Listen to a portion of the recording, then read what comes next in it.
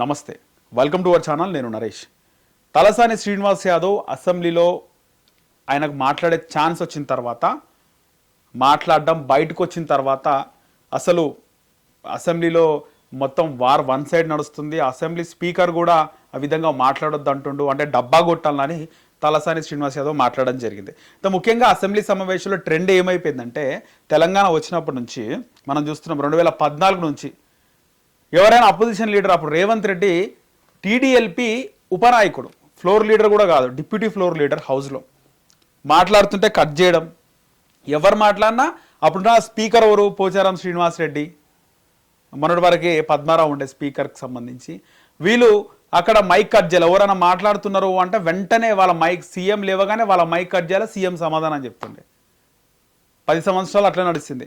ఈ 10 సంవత్సరాలు ఏమో అంటే ఇప్పుడు కాంగ్రెస్ పార్టీకి సంబంధించి రూలింగ్లో ఉంది కదా, వాళ్ళు మైక్ కట్ చేసిన వీడియోలు వైరల్ అవుతున్నాయి. గతంలో బీఆర్ఎస్ చేసింది, ఇప్పుడు కాంగ్రెస్ చేసింది. దొందే, వాళ్ళు తక్కువేం చేయలేదు, వీళ్ళేం ఎక్కువ చేస్తలేరు.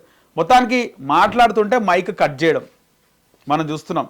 అయితే ఇక్కడ తలసాని శ్రీనివాస్ యాదవ్ మాట్లాడిన మాటల్లో ఆయనకు ఛాన్స్ ఇచ్చినప్పుడు ఆయన ఏం మాట్లాడుతున్నాడు, విషయం మా కడుపులో లేదు, మీ కడుపులో విషయం ఉంది, ముఖ్యమంత్రికి ఉందని మాట్లాడినప్పుడు అక్కడ స్పీకర్, మీరు మాట్లాడాల్సిన ప్రజా సమస్యల కోసం మాట్లాడండి అంటే, మా హక్కులను మీరు ఇస్తలేరు స్పీకర్ గారు, మా హక్కులను కాపాడాలంటే, మీ హక్కులు కాపాడాలి కాబట్టి మీకు రావాల్సిన ఛాన్స్ ఇస్తున్నా మాట్లాడనీకని మాట్లాడినారు. బయట స్పీకర్ కూడా డబ్బా కొట్టమంటుండే, స్పీకర్ కూడా ఎట్లా మాట్లాడమంటే అట్లనే మాట్లాడమంటుండే ఆయన. అంటే ముఖ్యమంత్రిని తిట్టొద్దు అంటుండని. వాస్తవానికి ఎవరైనా అసెంబ్లీలో ఉన్న ముఖ్యమంత్రిని తిట్టాలి, లేకపోతే ఏదో ఒకటి అనాలి ఖచ్చితంగా అనే విధంగానే ఉంటుంది. గతంలో రేవంత్ రెడ్డి కూడా చేసింది ఇదే. సభ నడవాలి కాబట్టి నడవనిస్తున్నా, లేకపోతే మేము నడవనీయమంటే అప్పుడున్నటువంటి సీఎం కేసీఆర్ లేచి నువ్వు ఎట్లా నడవనీయో నేను కూడా చూస్తా అని చెప్పేసి మాట్లాడడం జరిగింది. సో ఇలాంటి వైరల్గా అసెంబ్లీలో నడుస్తున్నాయి. నిజంగా అసెంబ్లీలో ప్రజా సమస్యలే మాట్లాడాలి. ఏది పడితే అది మాట్లాడితే మనం చూస్తాం పేపర్లో, మాలాంటి వాళ్ళు వీడియోలు చేస్తారు, చాలామంది డిజిటల్ మీడియా జర్నలిస్టులు కూడా వీడియోలు చేసి పెడతారు. అసెంబ్లీ సమావేశాలు ఇన్ని కోట్లతో నడుస్తాయి, అవన్నీ కూడా ప్రజా సమస్యలే మాట్లాడాలి. అక్కడ రాజకీయాలు బయట మాట్లాడతారు, మామూలుగా ప్రెస్ మీట్లలో పెట్టి ఆ పార్టీ ఆఫీసులలో మాట్లాడతారు, తిడతారు, ఇవన్నీ కూడా వైరల్ అవుతాయి. కానీ అసెంబ్లీ సమావేశాల్లో కేవలం మీరు మాట్లాడాల్సింది ప్రజా సమస్యలే.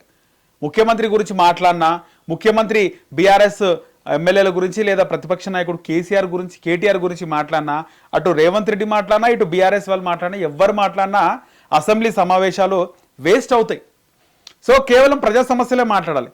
పర్సనల్ కౌంటర్ మాట్లాడితే అది బయటైనా మాట్లాడుకోవచ్చు, అసెంబ్లీలో మాట్లాడి వేస్ట్ చేస్తారు. మళ్ళీ ఇన్ని రోజుల నుంచి పాలిటిక్స్లో ఉన్న ఎమ్మెల్యేలు కూడా వాళ్ళకి తెలిసి కూడా అసెంబ్లీ సమావేశాలు ఓన్లీ ప్రజా సమస్యలు మాట్లాడాలని తెలిసి కూడా వాళ్ళు రాజకీయాలు మాట్లాడి తిట్టుకోవడం, లేకపోతే పైకి పోవడం, ఇవన్నీ అసెంబ్లీ సమావేశాలే వేస్ట్. గతంలో కూడా అసలు వాళ్ళకి తెలిసి కూడా ఇంతమంది ప్రజల్లో కేవలం ఒక ఎమ్మెల్యేని మాత్రమే ఎన్నుకుంటారు. కొన్ని లక్షలున్న నియోజకవర్గంలో డాక్టర్లు, యాక్టర్లు, జర్నలిస్టులు, అడ్వకేట్లు, ఇలా రకరకాల ప్రొఫెషనల్స్ ఉన్నప్పటికీ కూడా కేవలం ఒక వ్యక్తి వాళ్ళందరినీ కూడా పాలిస్తారు. అలాంటి అరుదైన ఛాన్స్ ఎమ్మెల్యేలకు వస్తే, ఎమ్మెల్యేలు మాత్రం ప్రజా సమస్యలు మాట్లాడకుండా పర్సనల్స్, వాళ్ళ గ్రాఫ్ పెరిగేది, వాళ్ళ స్టేచర్ పెరిగేది, వాళ్ళ గొప్పకు పోయి ఆ పార్టీ డబ్బా కొడుతూ సపోర్ట్ చేస్తూ అసెంబ్లీ సమావేశాలు అయితే వేస్ట్ చేస్తున్నారని నాకు అనిపిస్తుంది. మీరేమనుకుంటున్నారు దీనిపైన కింద కామెంట్ సెక్షన్లో కామెంట్ చేయండి. మన ఛానల్ని సబ్స్క్రైబ్ చేసుకోండి.